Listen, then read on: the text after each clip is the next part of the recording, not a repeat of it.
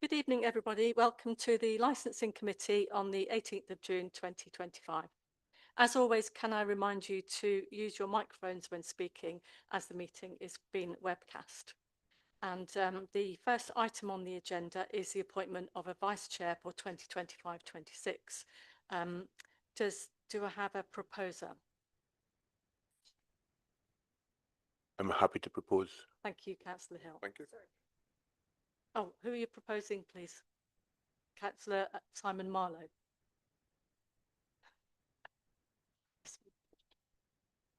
Councillor Hill, could you just confirm who you're nominating, please, as Vice Chair?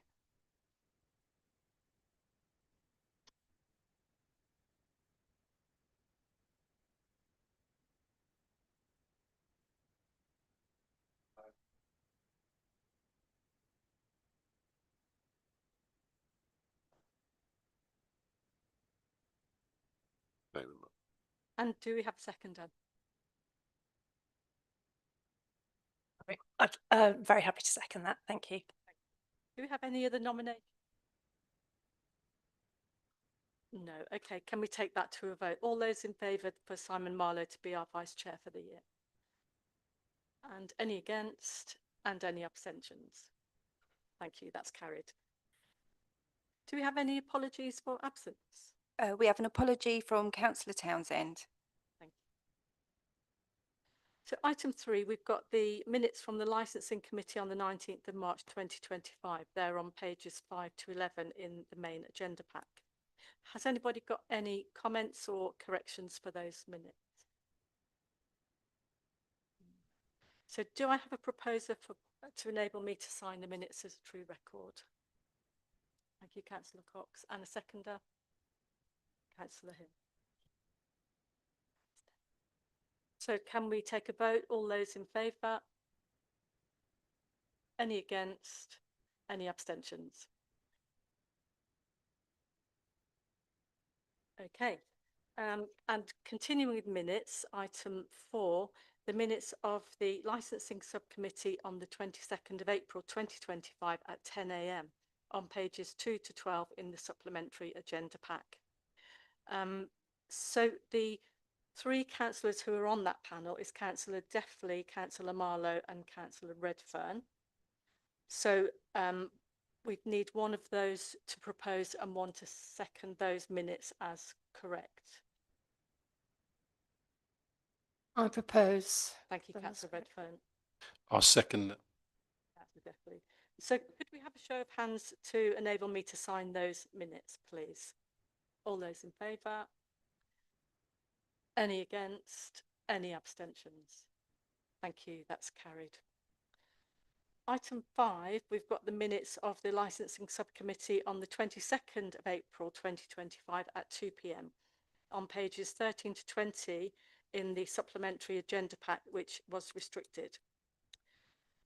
So again, at that panel, it was myself, Councillor Defthley and Councillor Redfern. So those will need to propose and second, please. Yeah, I'll propose those. Councillor, thank you.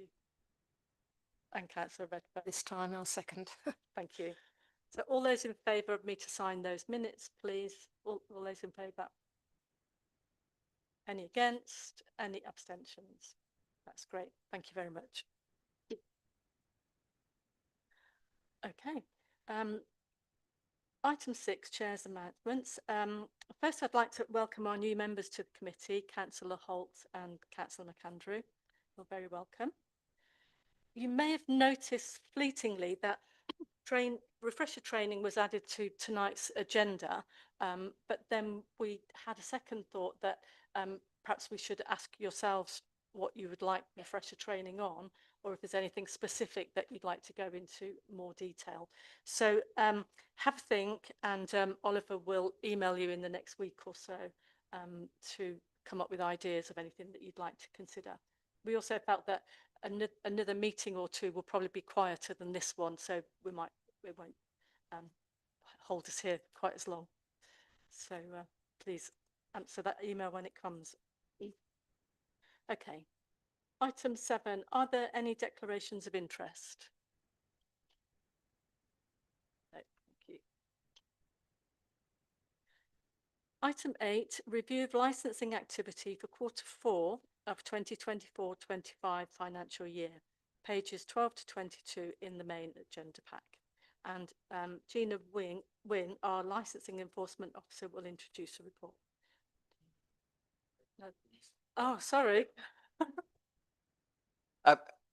Gina has drafted the report, and the enforcement officers, Gina's been in process for quite a long time now, good few years, seconded into enforcement, worked out really well, so Gina's now permanently enforcement. It's her first licensing committee. I thought I'd do the introduction to Gina's excellent report. As always, I won't run through all the details because I know you've all had a chance to read it, but I'll pick on a few highlights, and then if there's any questions about it, either I'll answer them immediately or they might become apparent from the annual report, which is afterwards. So if we look at the complaints, because I know this is what members are really interested in, we only have one complaint regarding licensed premises in Q4. Quite an interesting one where a member of staff at a premises for money was exposing their breast and dipping it into the pint of Guinness to leave a shape for the customers. Obviously, it was pointed out that this is wrong, and we visited and it stopped. So we spoke to management, and they spoke to their HR and then the person who was doing it. That was the only complaint during that period. So if we look at Hackney Carriage and private hire, it looks like there was quite a high number of complaints in that there was 14 in the quarter. So there was careless driving, but both drivers involved were spoken to and given words of advice because it was a bit of a tit for tat. A driver refusing to allow a passenger to pay using a card machine. Obviously, we mandated card machines, so that was dealt with. We spotted quite a lot of damaged and faulty roof lights across the district as well. It's a requirement to have it plugged in and for it to be able to work so that people can see that they're for hire in the evenings in particular. We had quite a few complaints from Bishop Stortford train station regarding out of area taxis. So we thoroughly investigated one particular driver, spoke to his operator, made sure it was all being subcontracted properly, and it was. So we had a word both with him, he came into the office for an interview, and the drivers that had a particular issue with him.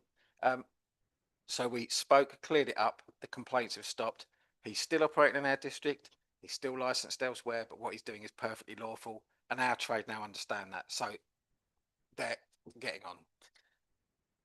on. Street trading and pavement licenses, 3 complaints. Illegal street trading of meat products from an unlicensed van. From what I remember, they had a license, but they were operating in an inappropriate way. It's now been corrected. There was a burger van trading in a lay-by on the A10, unlicensed, was spoken to by enforcement, applied for a license, is now licensed. And in our street trading policy, we have rules about how close ice cream vans can be to schools. An ice cream van was complained about that was parking too close to a school at closing and kicking out time, so we were spoken to them and that was corrected. Pavement licenses, we had a couple of complaints there, both complaints related to furniture being stored on the highway, which when the tables and chairs aren't being used, they have to be stored on private property, they can't be left on the highway. Performance indicators, as always, we've hit the performance indicators. We've done quite well. There's a couple there at 100%. Appendix A holds some facts and figures. I won't go through it. If there's any questions about any part of the report or the appendix, I'll be happy to try and answer them. Thank you. Does anybody have any comments or questions?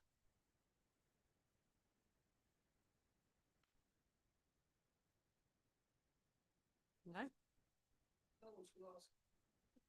Please do, Councillor Cox.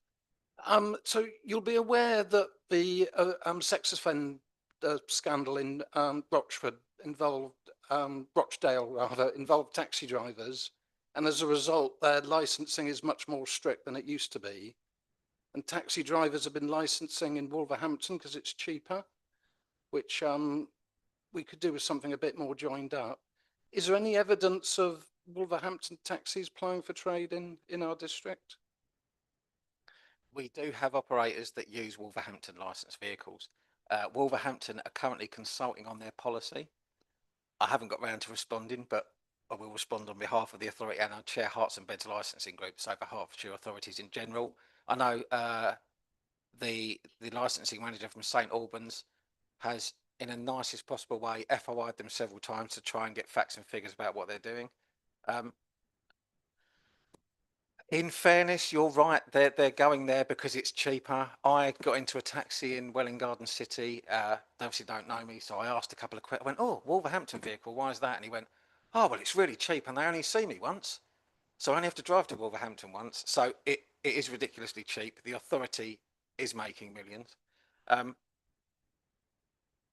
So the DFT are doing a consultation at the moment about whether people are have applied the best practice guidance. So maybe something will come out of that. But again, the questions in that aren't ideal. There was some recommendations in. There was a recent report. There were some recommendations to government that there should be a rule around locally licensing drivers, so that they shouldn't be able to do what they're doing. But that would need some new legislation or some statutory guidance or something big from central government to make it happen. So yes, they are in our district. We have Uttlesford drivers in our district who were in a similar position to Wolverhampton. I worked for them for a while, and they were licensing 7,000 drivers, and 500 are in their district. But it's not unlawful to do. So yeah, central government need to straighten it out a bit. Thank you, Chair.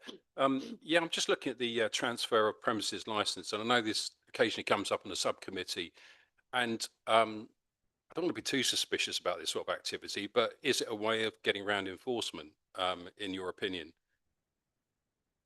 Generally not.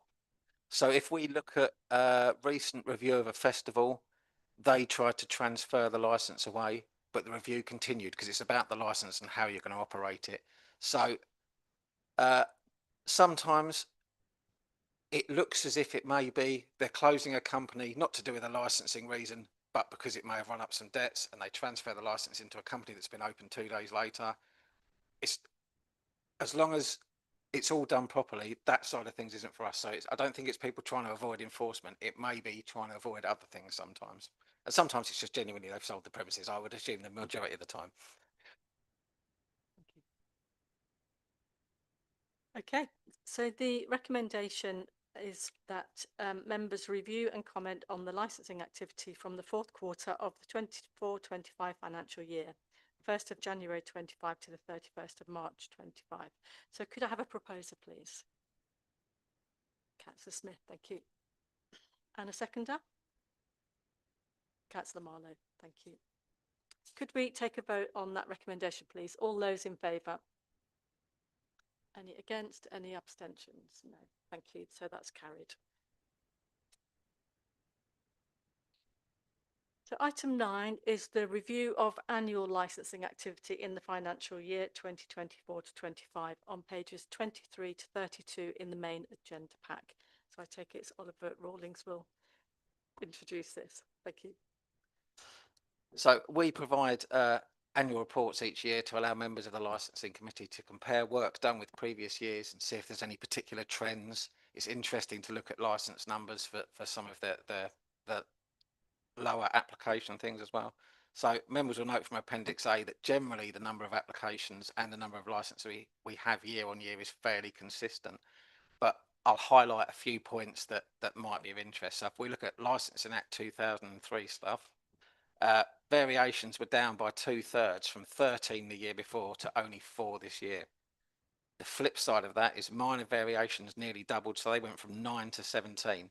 So a minor variation generally isn't your timings for licensable activity. It can't be for alcohol. It's not a direct correlation. It's people have changed their plans and made minor changes rather than doing full variations. Tens dropped by 45 from a 4-year high last year of 747, so it's down to 702. We tend to get a significant number of tens compared to our neighbouring authorities. I'm not 100% sure why that is, but the police have said to us on a number of occasions, why are we getting so many? Because it's a lot of work for them as well, because they look at each one. If we go to taxi and private hire licensing, driver's licenses last for 3 years, so we have more renewals in some years than others, so it goes up and down in a cycle. So it's probably more useful to look at the overall year-end figures and compare those rather than the number of applications, because we get the vast majority in 1 year and then next to none in the next few years for renewals.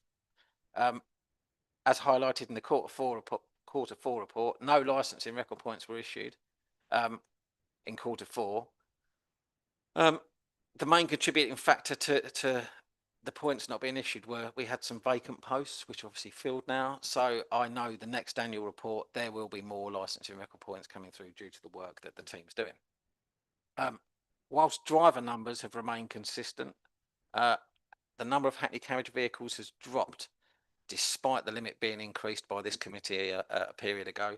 We recently invited applications for plates and we had 30 vacant and we didn't get 30 applications. So despite people telling us it's the limit on numbers, it's not the limit on numbers. There are plates there. So once we've issued these, we should be up to around 200 again, and then we'll release the rest again and see if we get any more interest. Pavement licenses. This is a relatively new area of work for us. Applications have increased to a 4-year high this year, and that's again because of the work the enforcement team's been doing. So we've gone from 12 new in 23 to 24 to 32 last financial year, and we expect a similar number, if not more, going forward for this year. If there are any questions about any part of the annual report, I'll be happy to try and answer, but that summarises the points that I think are of note. Thank you. So has anybody got any questions or comments?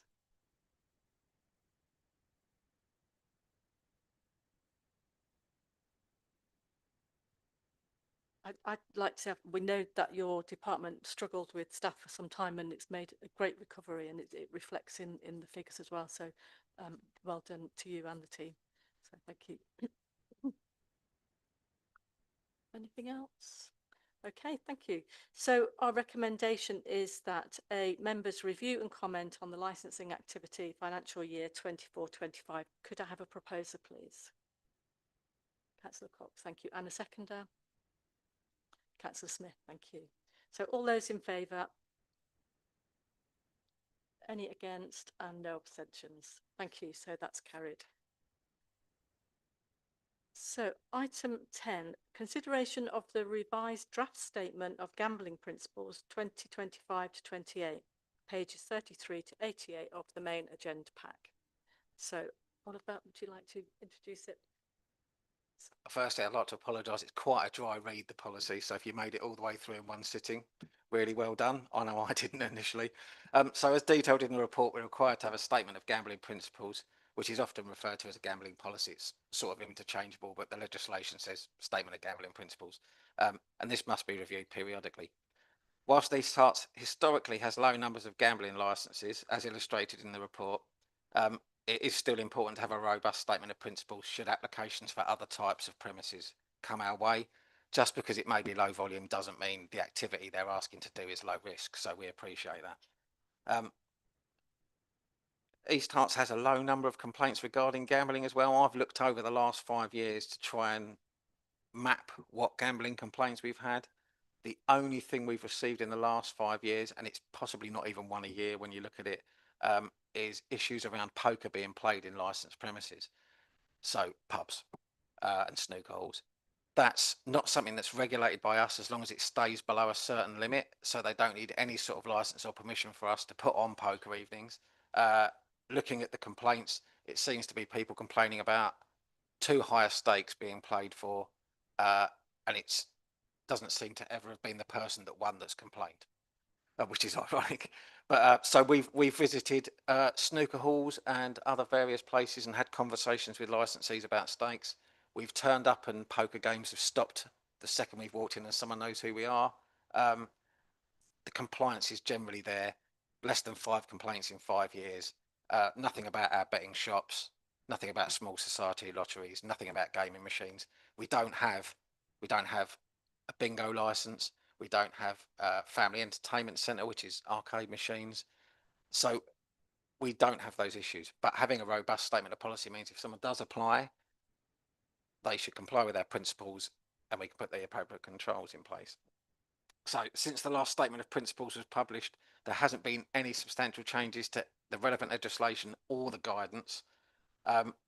So as the policy has been working, we haven't proposed many changes. We spent some time trying to reword it so that it was clearer, take out some of the repetition, and just shorten the document and make it a little bit more succinct. So maybe we've saved 4 pages in there.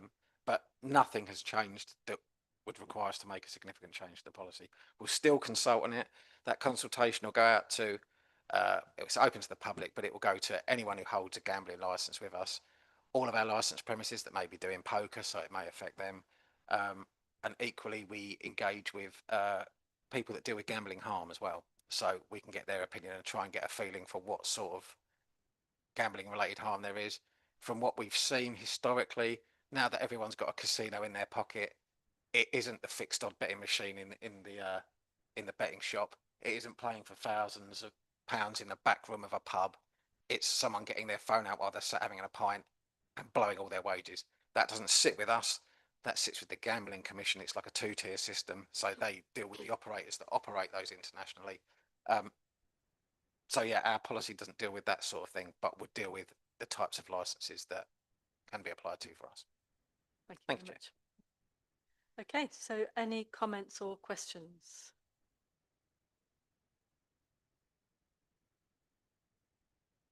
Councillor Smith.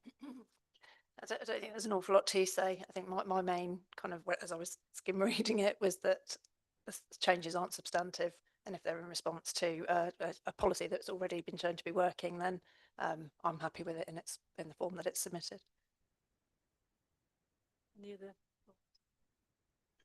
It's our first introduction into gambling, so it was quite an eye-opener, and it's interesting all of the detail you can see in the comments page that has to be covered and thought through. But I think most of us probably feel a bit deflated by the fact that with all that effort, the harm is happening online anyway, and there's nothing we can do as a council for that. So, but anyway, this is in place and ready if it's needed. So, and any other comments, thoughts?